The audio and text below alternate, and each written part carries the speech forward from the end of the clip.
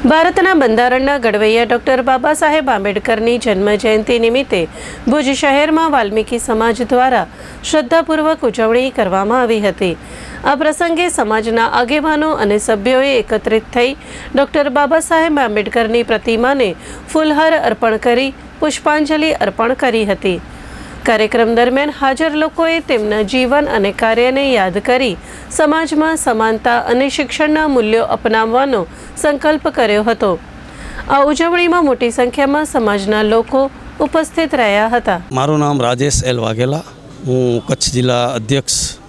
આજ રોજ બાબા સાહેબ આંબેડકરની 135મી જન્મજયંતિ નિમિત્તે આજ રોજ અમે અહીંયા કને ભુજ સમસ્ત વાલ્મીકી સમાજના આગેવાનો દ્વારા આજ રોજ આપણે અહીંયા બાબા સાહેબના સ્ટેચ્યુ આપણા એમના પ્રતિમાને ફૂલહાર કરી અને આજ રોજ બાબા સાહેબ આંબેડકરના જન્મદિવસ નિમિત્તે તમામને શુભકામનાઓ પાઠવી છે કે ભાઈ બાબા સાહેબ આંબેડકર આજે બંધારણના ઘડવૈયા છે અને આપણા એસસી સમાજ માટે અને બધા માટે બહુ સારું બંધારણ ઘડ્યું છે અને આજે આ બંધારણના હિસાબે આજે આપણે બધા આપણાને બહુ ઘણા બધા લાભો મળે છે।